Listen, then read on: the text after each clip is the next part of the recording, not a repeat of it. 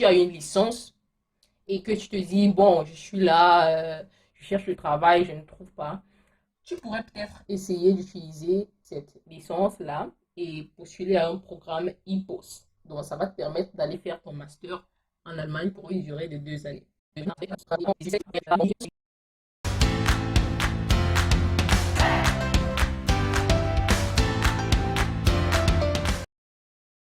Bonjour à tous et bienvenue sur la chaîne de Corinne Donfac. Moi, je suis Laura et je viens vous entretenir sur un sujet qui me semble hyper intéressant.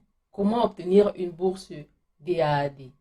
Je tiens à préciser que ce que je vais dire là relève de mon expérience personnelle parce que j'ai eu à bénéficier de cette opportunité il y a 2 ans déjà et j'ai eu des retours de personnes qui me demandaient comment est-ce que j'ai fait, comment j'ai procédé pour obtenir ce résultat.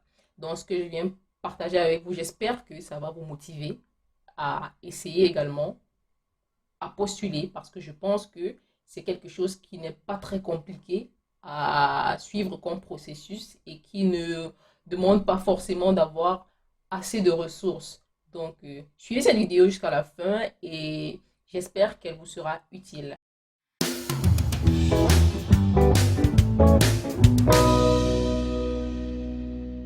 Commençons déjà par expliquer ce que c'est que DAAD pour les personnes qui n'auraient pas encore entendu cet acronyme. Il s'agit de Deutscher Akademischer Austauschdienst. En français, il s'agit d'un service d'échange allemand qui permet de financer des étudiants étrangers et même allemands qui souhaiteraient avoir de l'aide financière pour continuer leurs études.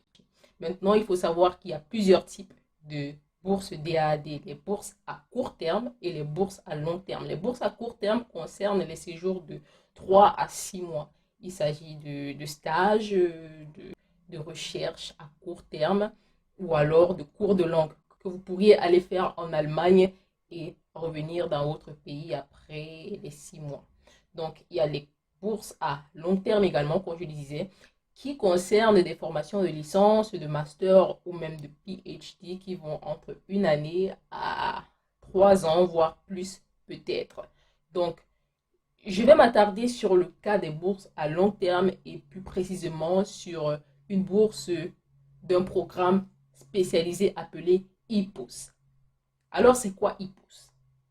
IPOS concerne les programmes qui en anglais se disent Development Related Postgraduate Courses. Donc, ce sont des cours qui sont liés à divers domaines de développement comme l'agriculture, la foresterie, l'économie, et etc.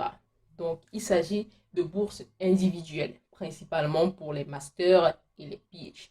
Donc, si tu as une licence et que tu te dis, bon, je suis là, je cherche le travail, je ne trouve pas, tu pourrais peut-être essayer d'utiliser cette licence-là et postuler à un programme IPOS. Donc, ça va te permettre d'aller faire ton master en Allemagne pour une durée de 2 années. Le hic avec ce IPOS-là, c'est qu'il te faut justifier d'une expérience professionnelle de 2 ans. Donc, si tu as une licence, ça fait déjà 2 ans ou plus, et que tu as eu à travailler quelque part, tu es encore plus armé pour avoir tes chances d'avoir cette bourse-là. Il y a une liste incroyablement longue de sujets qui sont couverts par ce programme IPOS. D'ailleurs, je vais laisser en barre d'infos tous les sujets que vous pourrez faire ou alors que vous pourriez aller étudier à l'étranger en fonction de la filière que vous avez eu à faire dans votre pays d'origine.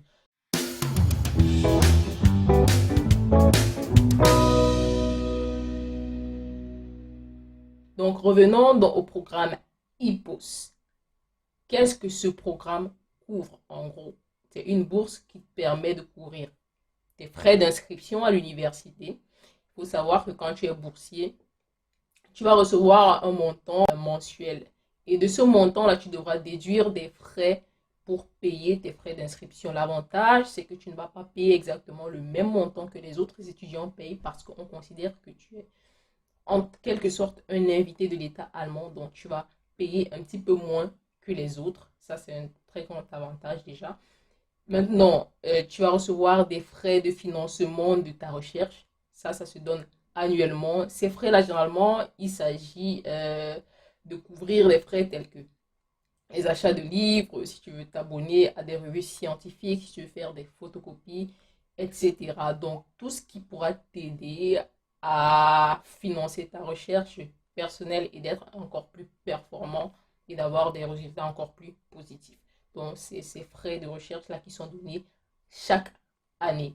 Et bien évidemment, tu reçois également tes frais de survie mensuels. Ça, c'est pour payer ton loyer, pour t'alimenter, pour payer, bon, bref, ce dont tu as besoin pour vivre de manière générale. Tu reçois des frais de transport de ton pays d'origine vers ton pays d'accueil et du pays d'accueil vers le pays d'origine une fois que tu as achevé ta formation.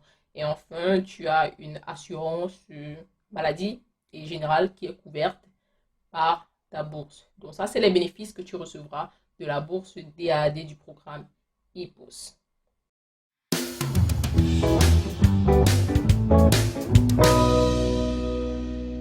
Maintenant, c'est quoi le processus d'application?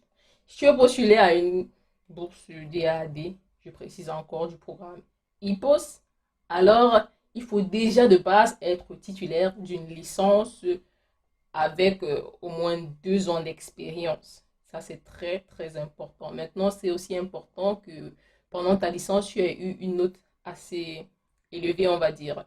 Généralement, on recommande d'avoir au moins la mention bien, c'est-à-dire 14 sur 20 de moyenne, au moins. Donc, si tu es encore peut-être en terminale ou alors en première année de faculté, que tu viens de commencer l'université, je te conseille vraiment de mettre dans ta tête que ton objectif, c'est d'avoir bien en licence. Là, plus tard, tu peux prétendre postuler à ce type d'opportunité. Ce serait un très grand atout pour toi. Donc, vous pouvez trouver la liste de tous les pays qui sont éligibles à cette bourse en barre d'infos. Je tiens encore à préciser.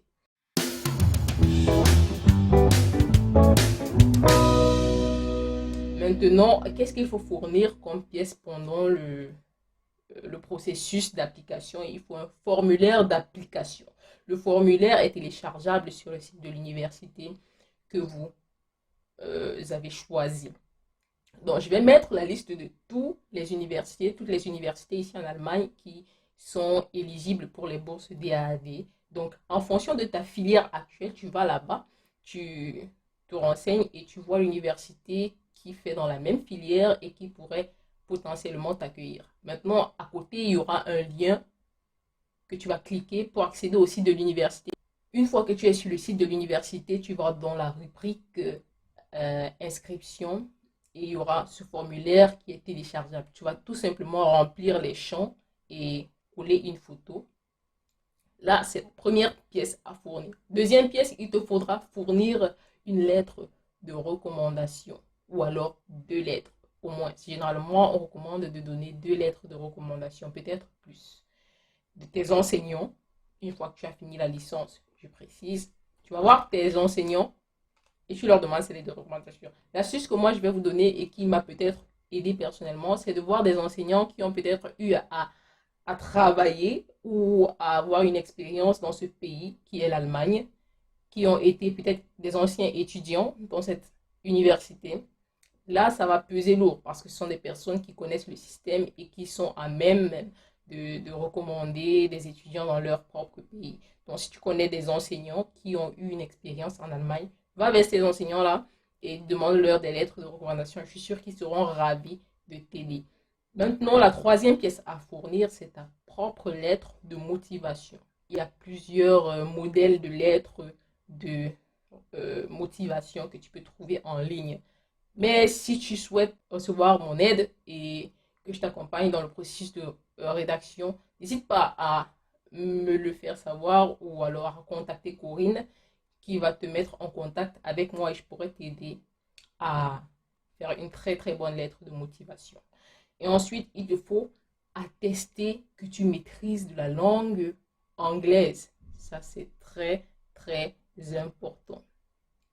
2 types: International English Language Testing, système encore appelé IELTS. Cette catégorie-là, on demande d'avoir en moyenne 6 points. Le minimum que tu puisses avoir serait 6 points pour prétendre vraiment maîtriser la langue. Généralement, c'est noté entre 0 à 9 points.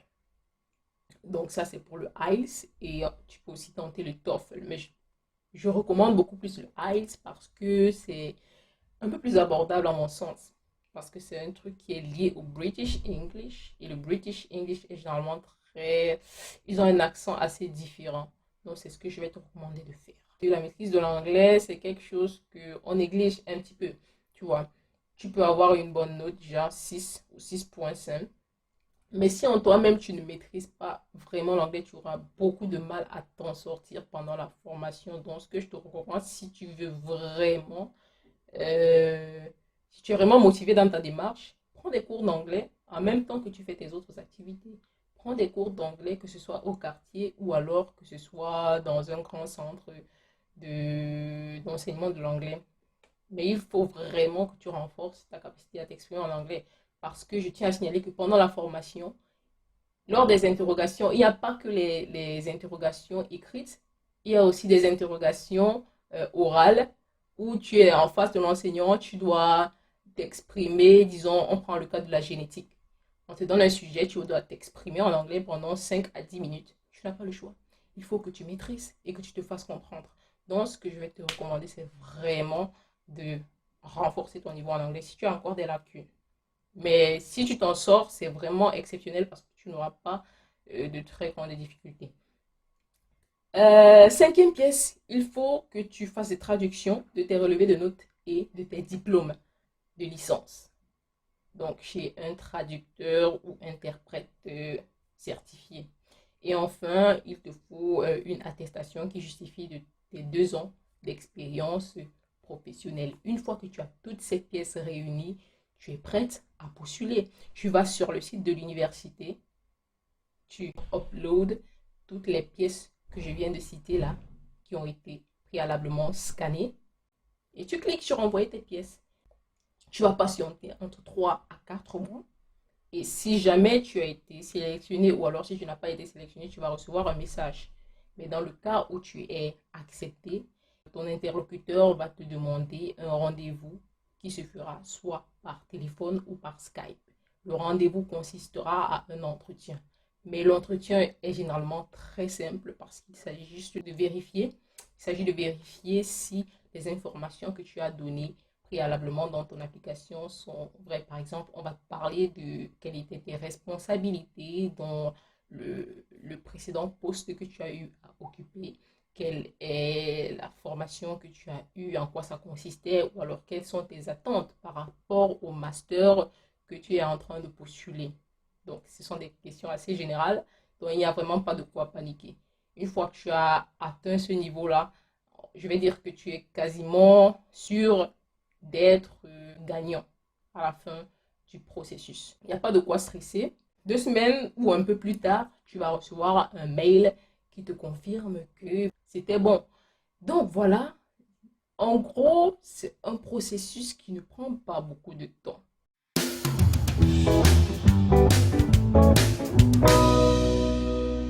Maintenant, ce que je vais vous donner comme conseil et qui m'a personnellement beaucoup aidé, c'est la source de l'information. Il faut avoir la bonne source et la personne qui va t'aider. À l'université de Yaoundé 1, il y a un bureau. Je pourrais mettre aussi l'adresse en barre d'infos. Ce bureau-là, vous pouvez y accéder aux heures d'ouverture. Vous allez sur leur site internet, vous voyez les heures d'ouverture et vous y allez chaque fois que vous avez un souci. Ils vont vous accompagner dans la préparation de tout cela, le montage de vos pièces, si vous avez besoin de conseils, d'assistance, même pour rédiger une lettre de motivation ou je ne sais pas si vous avez n'importe quel problème en rapport avec cette bourse dans votre processus d'application, ils seront à votre disposition. Ils sont hyper accueillants. Ça a été hyper utile pour moi personnellement et je sais que ça pourra l'être également pour vous. Donc, c'est tout pour cette vidéo. J'espère vraiment que ça sera quelque chose d'une très grande utilité pour toi et que tu auras encore plus de volonté, beaucoup plus de motivation pour te lancer dans ce processus qui n'est pas très long. Je te rappelle encore, il faut juste être motivé et tu verras que ça sera quelque chose que tu pourras facilement obtenir. Alors, n'hésite vraiment pas à me poser des questions si tu en as. En commentaire, je serai très ravie de venir là y répondre. Si tu as des questions, pose-les. Si tu as aimé la vidéo, vraiment, si ça t'a été utile, et je sais que ça t'a été utile, n'hésite pas à t'abonner, à liker la vidéo et de la partager. Comme ça sera aussi utile à d'autres personnes qui veulent avoir un peu plus ample information par rapport à ce type d'opportunité. Merci de m'avoir écouté et on reste scotché sur la chaîne de Corinne. À très prochainement pour les vidéos à venir. Prenez soin de vous. Bye bye.